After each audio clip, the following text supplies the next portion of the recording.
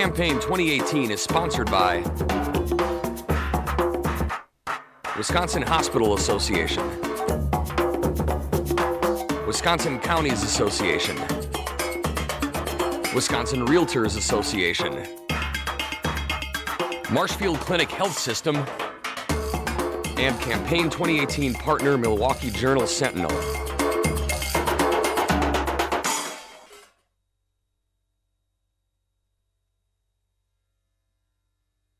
Shabnam Lotfi of Madison is a Democrat running in the 77th Assembly District.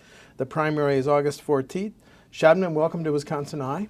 Thank you. Thank you for having me. You have a very interesting personal story. You came from Iran at age 4, and this quote that you gave a reporter, very powerful: "When you've smelled death, felt the heat of bombs, and heard the screams of women, it sears into you a pretty deep conviction in terms of being an advocate for gun control and the safety and rights of women and children." Are some of these major reasons why you're running for the Assembly?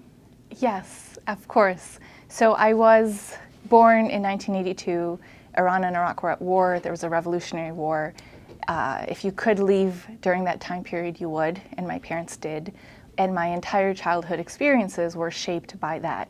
So my parents had pretty good lives and set off sails to get to the U.S. with nothing but a suitcase and belief in the American dream, that this was the land of opportunity, that this is the beacon of hope, and they wanted us to be raised here. But I did see early on in my life certain things that have made me who I am today, and why I believe that good government is so important.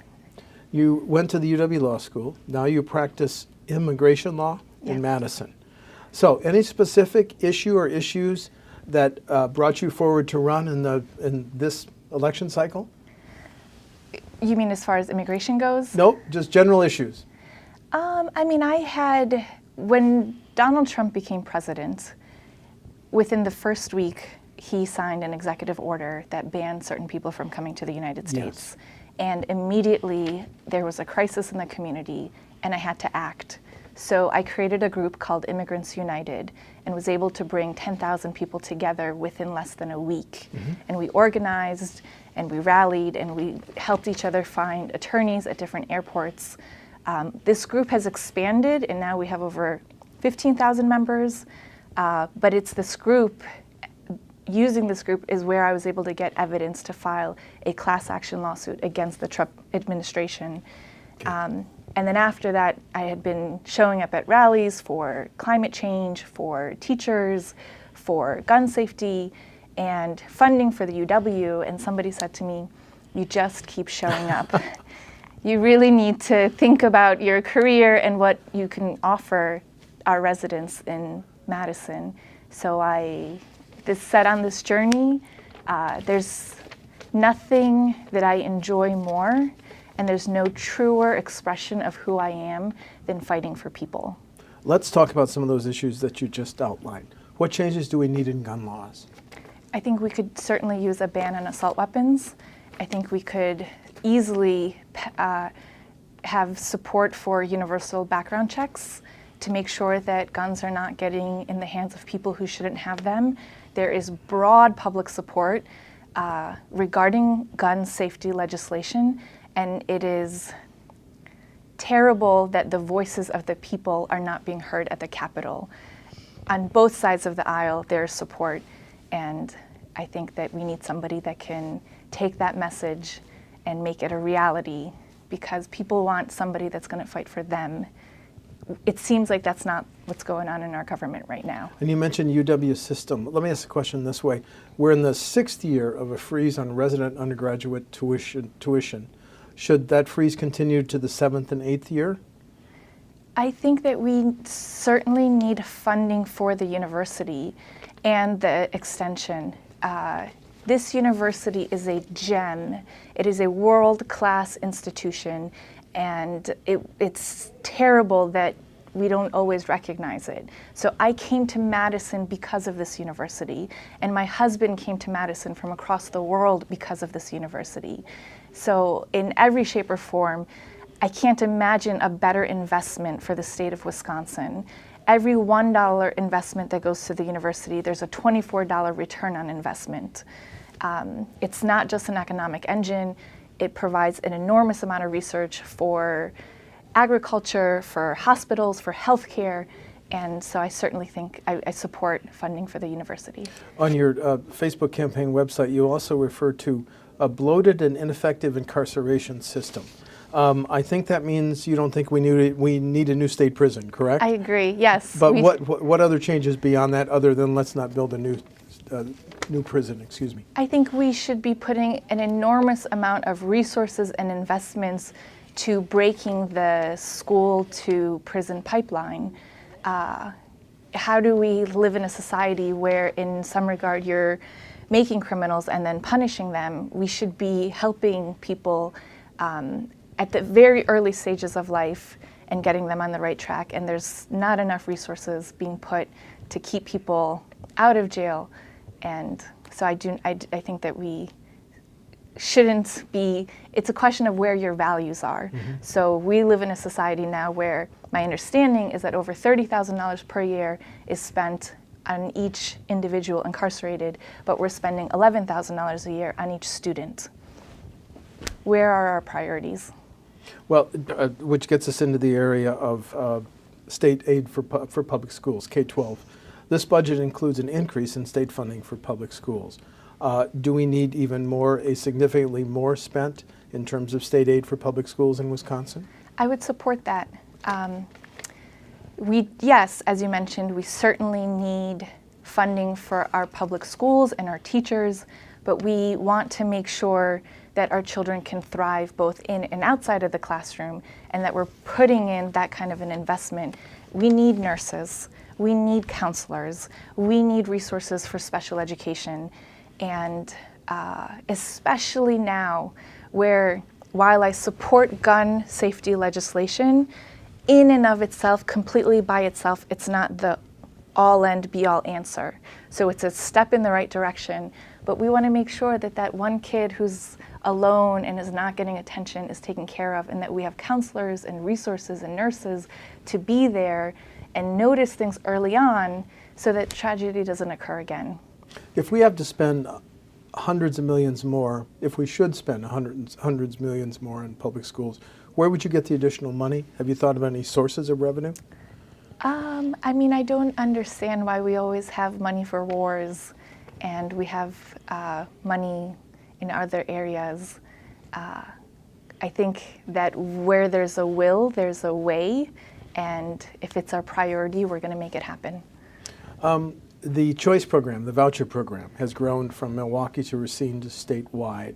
Do you have a position on the choice program? If there is a way for them to have resources without taking money away from public schools, that's something that we could think about. But I do not believe that taking money away from public schools is a good idea. The success of the charter schools should not be at the expense of our public schools. So I think public funds should be used for public schools. What about the future of healthcare in Wisconsin? Let's talk about rural healthcare. You have lower household income than the state average. You have an older demographic. You have young people leaving. More and more health care provided from Medicaid and Medicare. Thoughts on how to continue and maybe improve health care in the rural areas? Yeah, that's a great question. And I think that, you know, while we like the free market, it's an area in our society where the free market fails. And specifically in rural areas, it doesn't always make economic sense for there to be multiple providers, and that results in maybe one provider that can do whatever they want because there's no competition, or no provider. So I think I support Medicare for all, and I support the Medicaid expansion, and I think that that's a way to, it's a win where people have quality health care, but it also makes economic sense for providers to be in that area. Do you think state government has a role in helping recruit and retain healthcare providers such as nurses, physicians, and other healthcare specialists? Does state government have a role in that?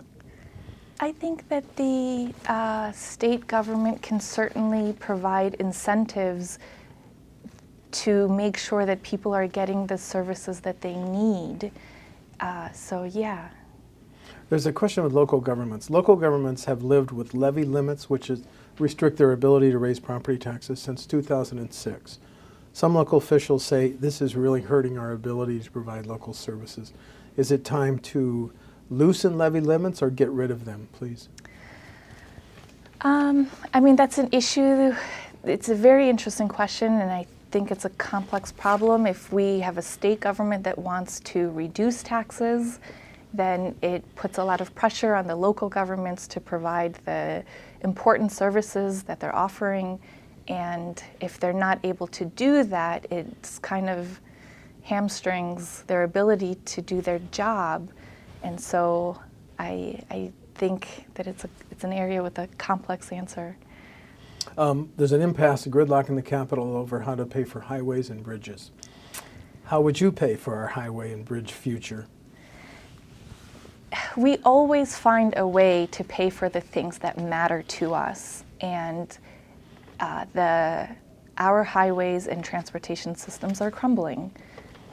We have about 19% of our bridges that are functionally obsolete and deficient. Transportation is a way for people to get around, and we need to stop. The jokering on this issue is ridiculous, and we need to stop kicking this can down the road, and I think that we should be funding our transportation. Could you vote for raising the gas tax, the registration fee, Yes. or implement tolling? Yes. All three, or just one of those? I kind of threw three things Sure. at you. I mean, I think how the about gas the gas tax, yes. How many Yes. pennies do you think? I would look into it, and I would want to crunch the numbers and make sure that we're hitting it right. The $75 we pay to register our cars, could you vote to increase that? I would look into the numbers to make sure that it's the right decision to make sure that that happens, yes. And the buzz in the Yes. Capitol, let's consider tolling, a position on that? I don't have a position on that right now. Okay, the Foxconn incentive package, $4 billion, and state and local tax breaks and other incentives. How would you have voted if you were in the Assembly? So bringing investment to Wisconsin is a good idea. The problem with the Foxconn deal is that we feel that there was so much that was left on the table, that it could have been a better deal. And as a result now, they're getting $4 billion in subsidies. That money could be going to transportation, it could be going to schools, it could be going to our residents and services. So it's not that we don't want investments in Wisconsin, we just want better deals. And I think that's where the pain is. So you would have voted against the Foxconn deal as it passed? As it passed, yes. As it passed, yeah. As a Muslim, you would bring a unique perspective to the Assembly. Could you talk about that perspective? I think what people are looking for in a representative is somebody with diverse experiences. I'm not running to checkbox a quota or to make a statement. Mm-hmm. I'm running because I have experiences. I've lived in 3 countries, and I have been to 25 countries, and I am an immigrant, and I have had a lot of experiences that I think could be helpful and important to the residents of our state. I bring different perspectives, mm-hmm. and I think that people would appreciate that. Position on legalizing medical marijuana and/or recreational marijuana? Well, yeah, I think that Colorado and other states have certainly led in that regard, and I think we should be looking to them for lessons learned. Yes, so I think we need to look into that, and if it works for Wisconsin, we should be considering that. As an immigration lawyer, I cannot resist asking you this question. Your reaction to what's going on at our border with Mexico right now, and the president's executive order yesterday saying no longer will you separate children, just your response as a professional? Well, I've been an immigration attorney for several years now, and it's horrifying what I see every day. It's terrible. I get phone calls every day from a family who is bawling their eyes out and trying to figure out why this is happening to them. It is heartbreaking. It keeps me up at night. It's certainly good that the Trump administration signed that executive order, but that doesn't mean that there's a time limit on family detention. So yes, they're keeping the families together, but detention could be indefinite. It's heartbreaking what's happening, and I think that they've done that in the travel ban as well. You have American citizens who can't see their family members and have been separated during the best moments of their lives.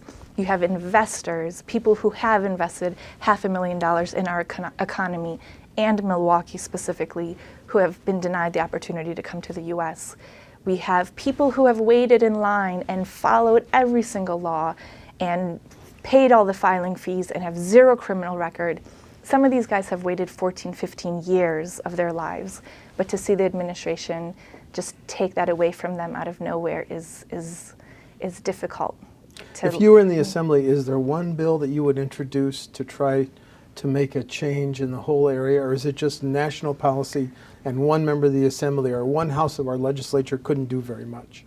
I have won about 98% of the cases that have crossed my desk. I can count on one hand the number of losses I've had.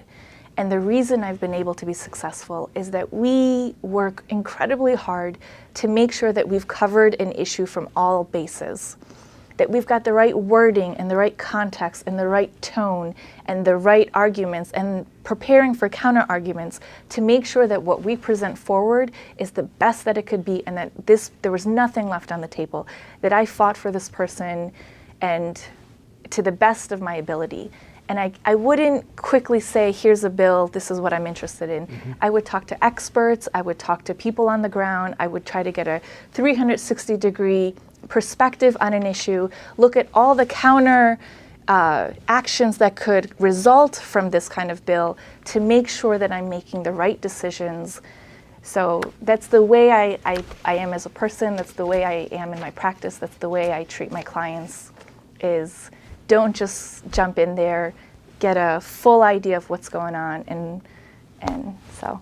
The 77th Assembly District is an open seat, so you'll have a primary.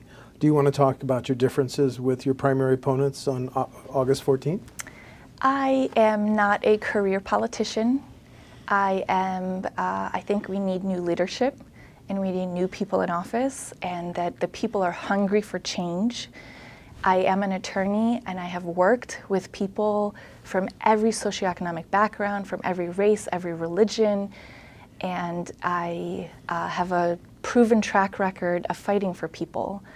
I think that this position requires, we want a representative that can take the message of the residents to the Capitol and get buy-in from others and make that happen. So I think people are looking for somebody with the communication skills, the experience, the passion, the persistence to fight for them.